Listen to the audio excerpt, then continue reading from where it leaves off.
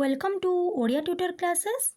षष्ठ श्रेणी पिला माने तम साहित्य बहिर चतुर्थ पाठ है ठकी बसिले ठकी जीव।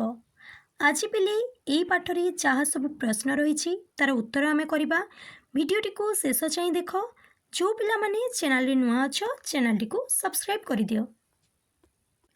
प्रथमे रहिला मो बुझिबारी करे अछि तळे दिया जाइतिबा प्रश्न गुड़िकर ठीक उत्तर पाखरे तारा चिन्ह दियो। क्वेश्चन नंबर 1 घरे घी महू बोही जाउतिला यार अर्थ कौन? आंसर इबो घरे धन संपद परिपूर्ण थिला ता पाखरे एमती गोटे तारका चिन्ह कर दियो। क्वेश्चन नंबर 2 मु मुलेई थिबा थालीटी से किपरि नेई गला? प्रथम बासन बेपारी पाटी करी उठिला कारण से जानिथिला जे थालीर मूल्य बहुत अधिक ता पाखरे एमती तारका चिन्ह कर दियो। नेक्स्ट रहिला शीर्षक करी अछि तुमी जो कहानीटी पढ़िल तार नाम ठकी बसिले ठकी जीव बोली दिया जाइछि। कहानीटीर नाम एपरी काहीकि दियागला दलरी आलोचना करी ताहार कारण लेख। आंसर देख पिले आमे पढ़िथिबा कहानीटीर नाम हेउछि ठकी बसिले ठकी जीव। एही कहानीटीर एपरी नामकरण हेबार कारण हेउछि आई एवं नातुणी को प्रथम बासन बेपारीटी ठकिकी सुनार थालीटी को कम दाम रे नहीं जिबाकु बसिथिला। मात्र द्वितीय बासन बेपारीटी सचोट होइथिबारु ता पाखरे थालीर उचित दर नथिले मध्य तार सचोट पणिया पाई आई ताकू थालीटी को देइदिली एवं परे बाकी टंका देबाकू कहिली। प्रथम बासन बेपारीटी अन्य को ठकिबाकू जाई निजे ठकीगला। तेणु आमे पढ़िथिबा कहानीटीर एपरी नामकरण कराजिबा यथार्थ अटे। खरे अछि जदि तुमे इहार अन्य गोटे नाम देबाकू चाहिब तेबे ताहा कौन हेबो बोली भाबुछ? एपरी शीर्षक बाछिबार कारण कौन कुह? आंसर जदि मु एही कहानीर अन्य गोटे नाम देबाकू चाहिबी तेबे ताहा ठकामीर परिणाम हेबो। कहानीटीर एपरी नाम भाबिबार कारण हेउछि प्रथम बासन बेपारीटी अन्य को ठकिबाकू चेष्टा करी मध्य सेथिरे विफल होइथिला। द्वितीय बासन बेपारीटी सचोट होइथिबारु तार सचोट पणिया पाई आई ताकू सुनार थालीटी को देइदिले एवं से थालीटी को नहीं नदी पार होई चलीगला। प्रथम बासन बेपारीटी मिछ कही आई एवं नातुणी को ठकिबा पूर्वरु द्वितीय बासन बेपारीटी थालीटी को नहीं चलीगलानी बोली शुणी यह किपरि संभव बोली निजको प्रश्न करिछि एवं शेषरे कहिछि जी चाहे परकु ठकिब शेषरे निजे ठकी जीव। यह ही हेउछि ठकामीर परिणाम। गरे अछि बासन बेपारीटी प्रथम थर आसी थालीटी को कम दर रे नेबाकू चेष्टा करिथिला।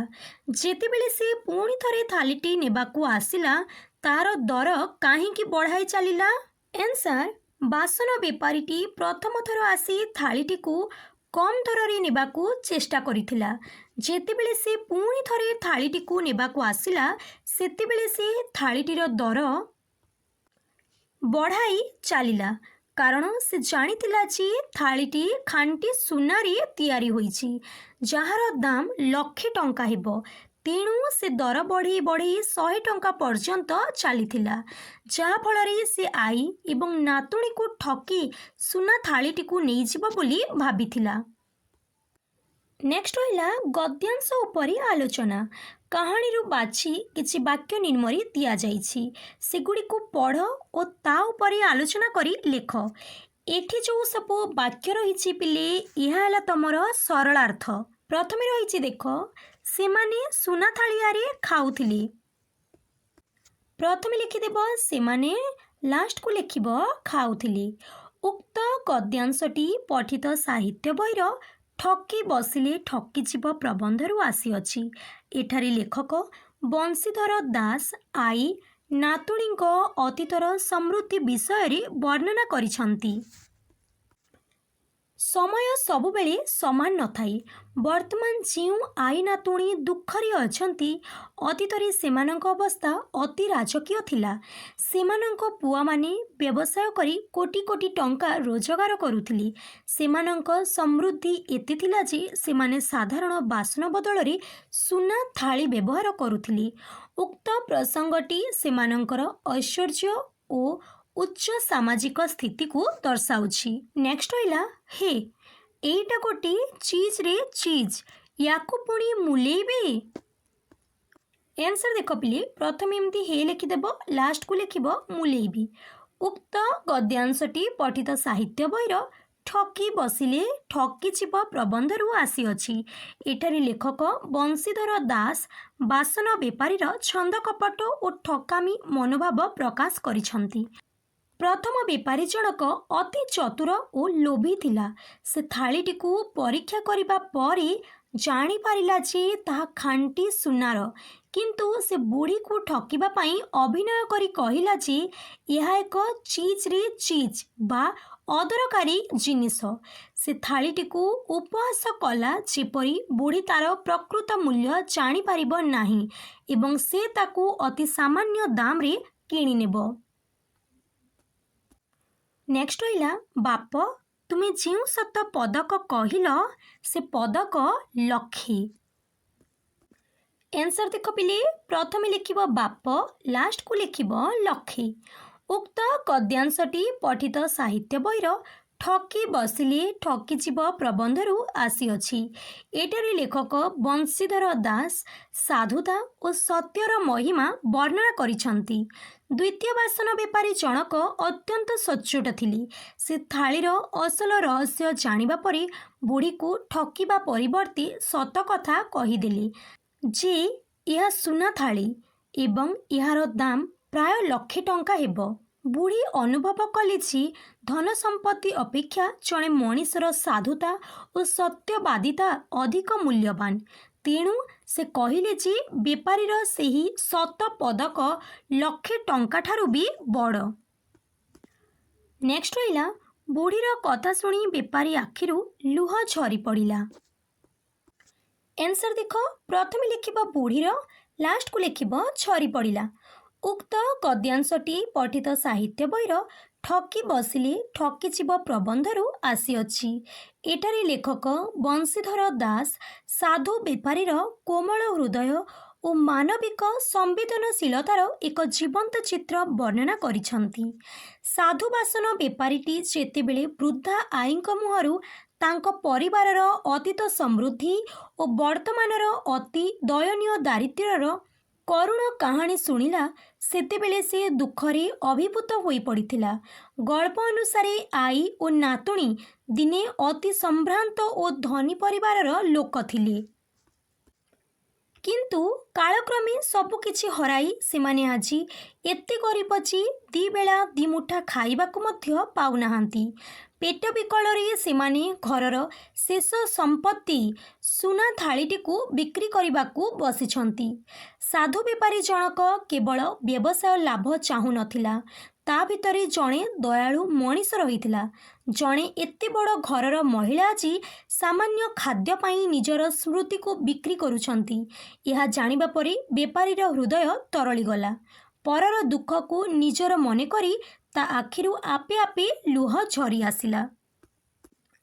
ନେକ୍ସଟ ହେଲା ପଡ଼ିଶା ଲୋକ ଏ ଦର ହଙ୍କାହଙ୍କିର ଅର୍ଥ ବୁଝିପାରିଲେ ନାହିଁ। ଆନ୍ସର ଦେଖ ପିଲେ, ପ୍ରଥମେ ଲେଖିବ ପଡ଼ିଶା ଲୋକ, ଲାଷ୍ଟକୁ ଲେଖିବ ନାହିଁ। ଉକ୍ତ ଗଦ୍ୟାଂଶଟି ପଠିତ ସାହିତ୍ୟ ବହିର ଠକି ବସିଲେ ଠକିଯିବ ପ୍ରବନ୍ଧରୁ ଆସିଅଛି। ଏଠାରେ ଲେଖକ ବଂଶୀଧର ଦାସ ଠକ ବେପାରୀର ଅତ୍ୟଧିକ ଲୋଭ ତାର ପରିଣାମକୁ ବର୍ଣ୍ଣନା କରିଛନ୍ତି। ପ୍ରବନ୍ଧର ଶେଷ ପର୍ଯ୍ୟାୟରେ ପ୍ରଥମ ବେପାରୀ ସୁନା ଥାଳିଟିକୁ ହାତେଇବା ପାଇଁ ବୁଢ଼ୀ ପାଖରେ ଯେଉଁ ଦରଦାମ କରୁଥିଲା, ତାହା ପଡ଼ୋଶୀମାନଙ୍କ ପାଇଁ ଆଶ୍ଚର୍ଯ୍ୟଜନକ ଥିଲା। ପ୍ରଥମ ବେପାରୀଟି ଅତି ଧୂର୍ତ୍ତ ଥିଲା। ସେ ପୂର୍ବରୁ ସୁନା ଥାଳିକୁ ଚିଜରେ ଚିଜ କହି ଶସ୍ତାରେ ନେବାକୁ ଚାହିଁ ଠକିବାକୁ ବସିଥିଲା।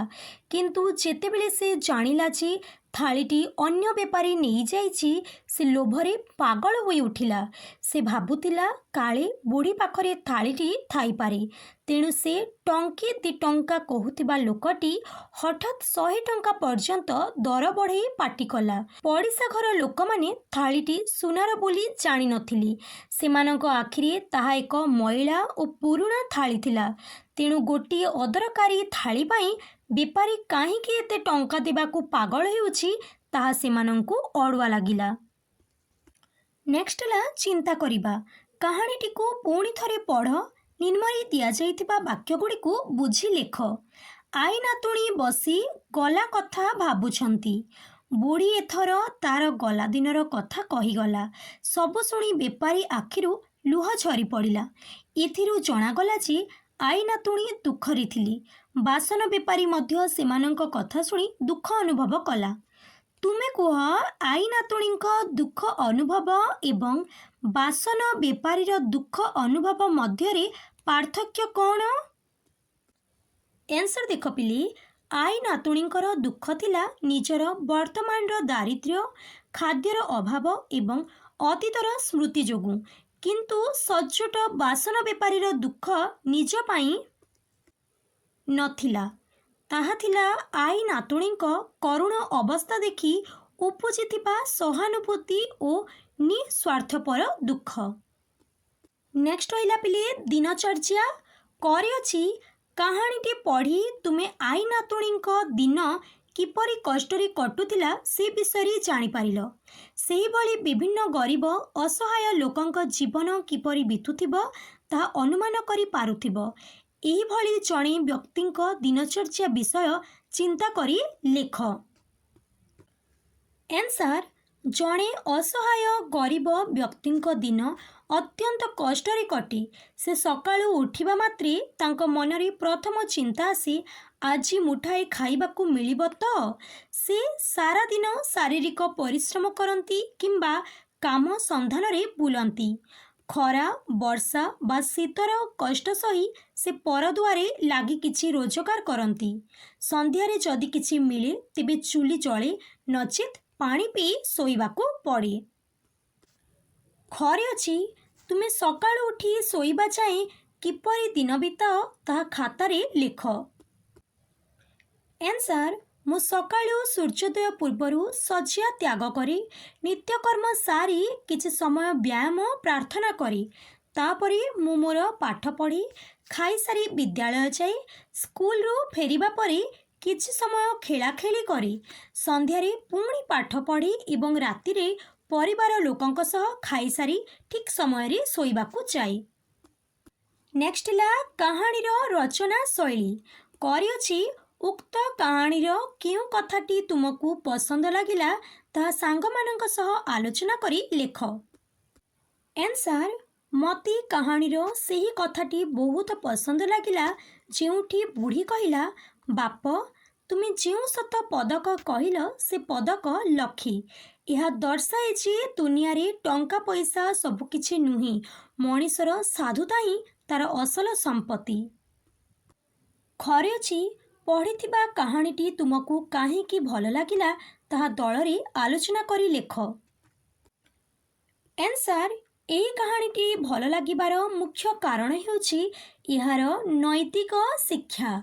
କାହାଣୀଟି ଅତି ସରଳ ଭାଷାରେ ବୁଝାଇ ଦେଇଛି ଯେ ଅନ୍ୟକୁ ଠକିବାକୁ ଚେଷ୍ଟା କଲେ ମଣିଷ ନିଜେ ହିଁ କ୍ଷତି ସହେ। ଏଥିସହିତ ସାଧୁତା ଓ ମାନବିକତାର ବଜାୟ କିପରି ହୁଏ ତାହା ଏଥିରେ ଅତି ସୁନ୍ଦର ଭାବେ ବର୍ଣ୍ଣିତ। ନେକ୍ସଟ ରହିଲା ପିଲେ ରୂଢ଼ି। କରିଅଛି କାହାଣୀରୁ ବାଛି କିଛି ରୂଢ଼ି ତଳେ ଦିଆଯାଇଛି। ସେଗୁଡ଼ିକ ହେଲା ପାଲରେ ପକାଇବା, ଖାଣ୍ଟି ସୁନା, ଆଖି ଝଲସିବା, ଦର ହାଙ୍କିବା, କଥା ପଦକ ଲକ୍ଷେ ଇତ୍ୟାଦି। କାହାଣୀରେ ଏଗୁଡ଼ିକ କିପରି ବ୍ୟବହାର ହୋଇଛି ତାହା ଲକ୍ଷ୍ୟ କରିବ। ଘରେ ଅଛି ଦେଖ, ରୂଢ଼ିଗୁଡ଼ିକୁ ବ୍ୟବହାର କରି ନିଜ ମନରୁ ବାକ୍ୟ ଲେଖ। ଏଠି ରହିଲା ପିଲେ ରୂଢ଼ି। ଏସବୁ ରୂଢ଼ିକୁ ବ୍ୟବହାର କରିକି ଆମେ ବାକ୍ୟ ଲେଖିବା। ପ୍ରଥମେ ରହିଲା ପାଲରେ ପକାଇବା। ଠକ ଲୋକମାନେ ମିଠା ମିଠା କଥା କହି ସାଧାରଣ ଲୋକଙ୍କୁ ସହଜରେ ନିଜ ପାଲରେ ପକାଇ ଦିଅନ୍ତି। ନେକ୍ସଟ ରହିଲା ଖାଣ୍ଟି ସୁନା। ମୋ ସାଙ୍ଗର ହୃଦୟ ଖାଣ୍ଟି ସୁନା ପରି ପବିତ୍ର ଅଟେ। ନେକ୍ସଟ ରହିଲା ଆଖି ଝଲସିବା। ମହାପ୍ରଭୁ ଜଗନ୍ନାଥଙ୍କୁ ରତ୍ନବେଦୀରେ ଦେଖି ଆଖି ଝଲସି ଉଠିଲା। ପିଲେ ସମସ୍ତେ କମେଣ୍ଟରେ ଲେଖିଦିଅ ଜୟ ଜଗନ୍ନାଥ। ଦର ହାଙ୍କିବା। ପର୍ବପର୍ବାଣୀ ସମୟରେ ବ୍ୟବସାୟୀମାନେ ଜିନିଷର ମନ ଇଚ୍ଛା ଦର ହାଙ୍କନ୍ତି। କଥା ପଦକ ଲକ୍ଷେ। ଗୁରୁଜନମାନେ ଦେଇଥିବା ଉପଦେଶର କଥା ପଦକ ଲକ୍ଷେ ଟଙ୍କା ସହ ସମାନ। ନେକ୍ସଟ ରହିଲା କାହାଣୀର ଚରିତ୍ର। ଠକି ବସିଲେ ଠକିଯିବ କାହାଣୀରେ 4ଟି ଚରିତ୍ର ଅଛନ୍ତି। ସେମାନଙ୍କ ଗୁଣ ବର୍ଣ୍ଣନା କରୁଥିବା ଶବ୍ଦ ଚିନ୍ତା କର ଓ ତଳେ ଦିଆଯାଇଥିବା କୋଠରୀରେ ଲେଖ। ଦେଖ ପିଲେ ମଝିରେ ଅଛନ୍ତି ଆଈ। ଆଈର ଗୋଟିଏ ଗୁଣ ହେଲା ବିଶ୍ୱାସୀ। ଆଉ କ'ଣ ଲେଖିପାରିବା? ଦୟାଳୁ, ଦୁଃଖୀ, ସରଳ। ନେକ୍ସଟ ରହିଲା ନାତୁଣୀ। ଗୋଟିଏ ଲେଖାଯାଇଛି ଦେଖ ନିରୀହ। ଆମେ କ'ଣ ଲେଖିପାରିବା? ଦୟାଳୁ, ପରୋପକାରୀ,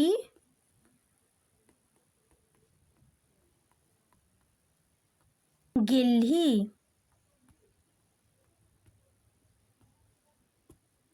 ନେକ୍ସଟ ରହିଲା ପ୍ରଥମ ବାସନ ବେପାରୀ। ଚୋଠା ଲେଖାଯାଇଛି ଦେଖ। ଆମେ ଲେଖିପାରିବା ଭଣ୍ଡ, ଠକ, ମିଛୁଆ। ନେକ୍ସଟ ରହିଲା ଦ୍ୱିତୀୟ ବାସନ ବେପାରୀ। ଏଠି ଲେଖାଗଲା ଦେଖ ଦୟାଳୁ। ଆମେ ଆଉ କ'ଣ ଲେଖିପାରିବା? ସଚ୍ଚୋଟ, ନିରୀହ, ସତ୍ୟବାଦୀ।